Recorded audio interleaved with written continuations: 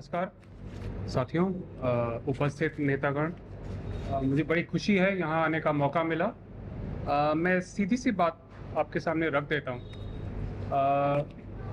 प्रधानमंत्री मोदी जी के 9 साल के शासनकाल में सरकार ने अनेक दावे किए हैं अपने परफॉर्मेंस के बारे में, अपने रिकॉर्ड के बारे में।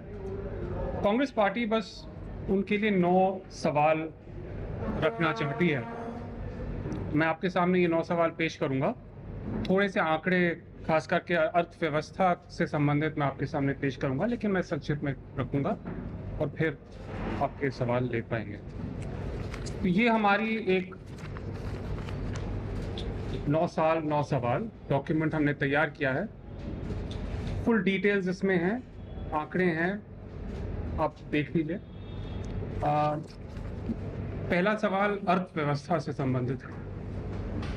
ऐसा क्यों है कि देश में महंगाई और बेरोजगारी आसमान छू रही है?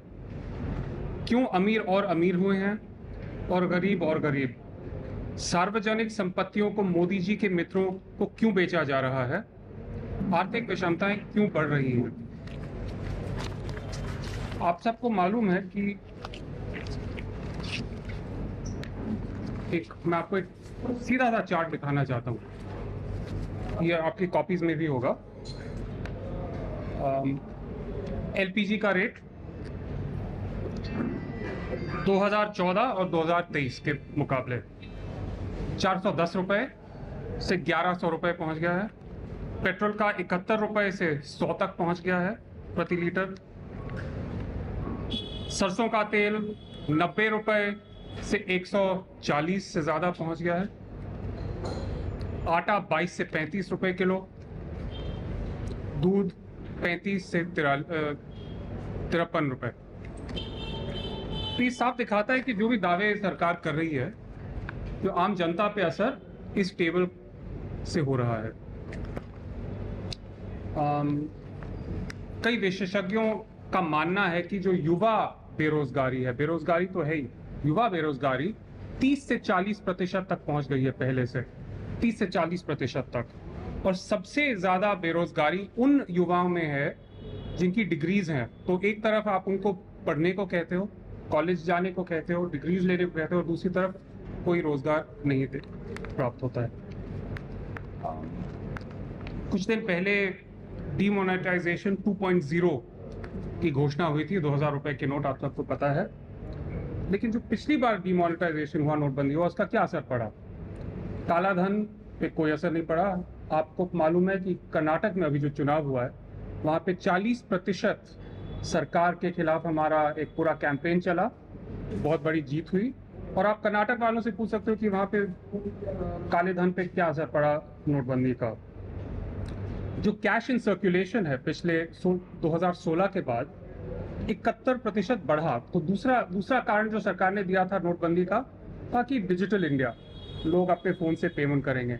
लेकिन जो कैश है वो 30 लाख करोड़ तक पहुंच गया है। इससे सबसे ज्यादा इस देश के पूरे इतिहास में। तो ये स्पष्ट है कि जो भी दावे सरकार के थे, और मैं याद दिलाना चाहता हूं कि नोटबंदी के कारण हमारी आर्थिक growth rate, GDP growth rate में बहुत बड़ा घाटा हुआ था, नेगेटिव में आ गया था, 8 से 4% पहुंच गया था। और वो कोरोना के पहले, कोरोना का असर मैं इसमें मिला नहीं रहा, कोरोना के पहले हमारे जीडीपी ग्रोथ रेट बहुत गिर गया था। तो एक कॉस्ट बड़ा हाई था और डिलीवरी जीरो थी। जीएसटी की बात करते हैं। मोदी जी ने टैक्स टेररिज्म के बारे में बहुत कुछ कहा है, लेकिन सच्चाई ये कि जीएसटी का जो इम्प्लीमेंटेशन हुआ था, मैं एक और उदाहरण देता हूं आपको किस प्रकार छोटे व्यापारी बिजनेसेस पे इसका इम्पैक्ट हुआ था। 2017 और 22 के बीच नियम कितनी बार बदले? हर दूसरे दिन कोई ना कोई नियम बदला। 5 साल की बात कर रहा हूं मैं। 869 नोटिफिकेशंस, 143 सर्कुलर्स, 38 ऑर्डर्स। हर दूसरे दिन कुछ ना कुछ बदलता जा रहा है। तो ऐसे इसका इम्पैक्ट आप सोच सकते हैं कि छोटे बिजनेसेस पे किस प्रकार का होगा। फायदा सिर्फ वकीलों का और चार्टर्ड अकाउंटेंट्स का हुआ है, बिजनेसेस का नहीं हुआ है। अब आते हैं पब्लिक सेक्टर पे। जैसे कि मैंने कहा, बेरोजगारी की बहुत गंभीर समस्या है। पब्लिक सेक्टर में 2014 और 2022 के बीच जो PSUs की जॉब्स हैं 13 लाख से 8 लाख तक पहुंची हैं, यानी 5 लाख कम हुई हैं। रेलवेज में 18 लाख से 12 लाख तक गिरी है। तो एक तरफ रोजगार की समस्या है, दूसरी तरफ आप पब्लिक सेक्टर या निजीकरण हो या जो भी कारण हो, जॉब्स आप घटाते जा रहे हैं। तो ये है पिछले 9 सालों की कहानी। और इससे जुड़ी बात ये है कि जो पब्लिक सेक्टर जॉब्स हैं उसमें रिजर्वेशन होता है, SC ST OBC। तो जैसे ये जॉब्स घटती जा रही हैं उनके लिए भी जो अपॉर्चुनिटीज है कम होते जा रहे हैं। प्राइवेट इन्वेस्टमेंट गिरा है, UPA में 25% था GDP का, अब 20 से कम हो गया है। तो ऐसे बहुत आंकड़े हैं, इसमें आप देख सकते हैं। अब आती है किसान की बात। हमारा दूसरा सवाल यह है, ऐसा क्यों है कि पिछले 9 सालों में भी किसान की आय दोगुनी नहीं हुई जैसे कि वादा किया था? काले कृषि कानूनों को रद्द करते समय किसान संगठनों के साथ हुए समझौतों को अभी तक लागू क्यों नहीं किया गया है? MSP की गारंटी क्यों नहीं दी गई है? यहाँ भी मैं बस 1-2 आंकड़े आपके सामने रखता हूँ। आपको याद होगा, दिल्ली में किसान आंदोलन हुआ था, ठंड में 300 दिन किसान वहां बैठे रहे, 700 की मृत्यु हुई और अभी भी कोई वादे पूरे नहीं किए गए। ये कीमत उन्होंने चुकाई थी और रिजल्ट आप देख सकते हैं। सरकार ने झूठे वादे किए और उनका कुछ इम्प्लीमेंटेशन नहीं हुआ। तीसरा, भ्रष्टाचार और मित्रवाद। सवाल उठता है, ऐसा क्यों है कि अडानी को फायदा पहुंचाने के लिए LIC और SBI में जमा जनता के खून पसीने की कमाई को दांव पर लगा दिया?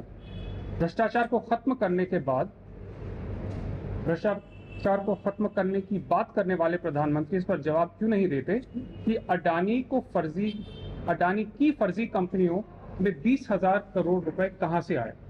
यह सवाल राहुल जी ने उठाया है, पार्टी ने उठाया है। चौथा सवाल उठता है चीन और नेशनल सिक्योरिटी पर।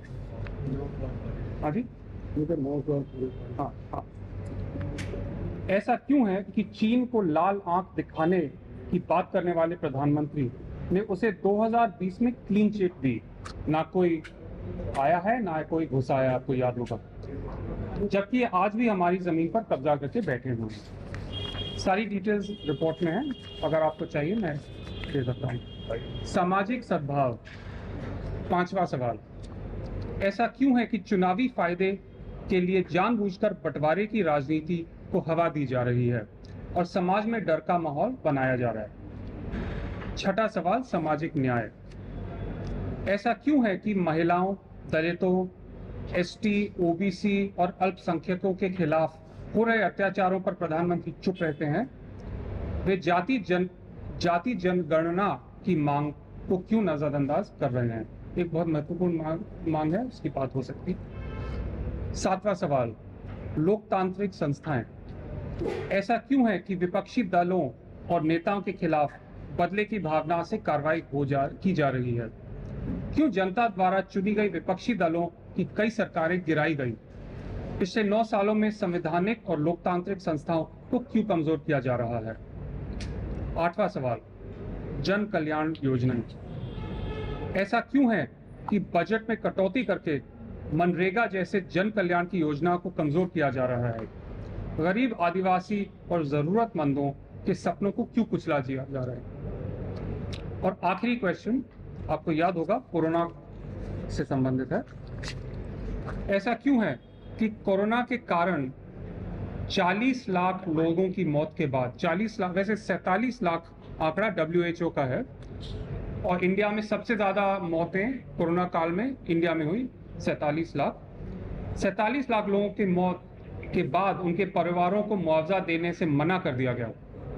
क्यों अचानक लॉकडाउन करके लाखों कामगार साथियों को घर जाने के लिए मजबूर किया गया और उन्हें उनके हाल पर छोड़ दिया गया? और 4 करोड़, आपको याद होगा, मजदूर पूरे देश में भटक रहे थे अपने घर जाने की कोशिश कर।